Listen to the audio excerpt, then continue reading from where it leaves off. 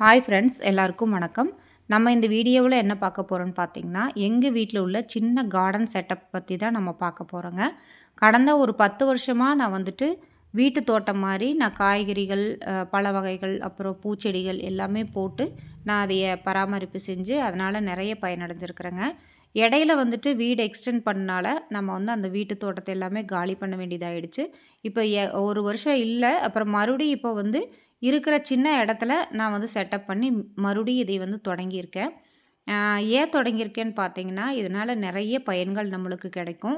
அ மருந்தில்லாத அதாவது விஷ மருந்துகள் தெளிக்காம நம்ம ஆர்கானிக்கான முறையில ஒரு 50% காய்கறிகள் இதிலேருந்து எடுத்து நம்ம சமையலுக்கு யூஸ் பண்ணலாம். நோய் இல்லாத வாழ்வு நம்ம வாழலாங்க.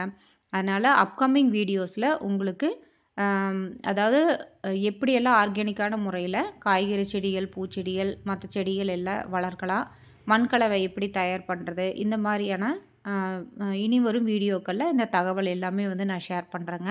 இப்போதைக்கு பார்த்தீங்கன்னா, இது 1 வீக்கு முன்னாடி இருந்து நான் கொஞ்சம் கொஞ்சமாக செட்டப் பண்ணிட்டு வர்றேன். ஒரு 10 இயர்ஸ்க்கு முன்னாடி வாங்கின க்ரோ பேக்கு இது எல்லாமே அருமையாக இருக்குது. இனிமேல் டேமேஜ் ஆகாமல் சூப்பராக இருக்குங்க. அந்த மாதிரி தரமான விற்கக்கூடிய இடத்துலருந்து நீங்கள் அந்த க்ரோ பேக்ஸ் இது எல்லாமே வாங்கிக்கோங்க.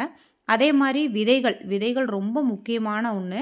விதைகளின் முளைப்பு திறன் வந்து ரொம்ப ரொம்ப சூப்பரா இருக்கக்கூடிய அ விதைகள் வந்து நீங்க வாங்கி போட்டு, நீங்க அதைய விளைவிச்சுக்கணும். ஏன்னா நெறைய பக்கம் விதைகள் சேல் பண்றாங்க. பட் வந்து விதைகள் வந்து முளைப்புத்திறன் இல்லாம போகுது. அதனால முளைப்புத்திறன் நல்ல இருக்கிற விதைகளா பார்த்து நீங்க வாங்கி போடணும். இதில வந்து கீரை விதைகள் நான் எல்லாமே வச்சிருந்தேன். ஒரு 2 வகையான கீரைகள் போட்டிருந்தேன். நல்லா வந்திருக்குங்க.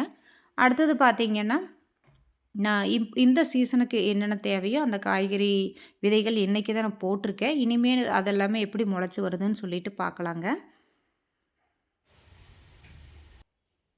ஓகேங்க. அடுத்த வீடியோல சந்திப்போம். பாய்.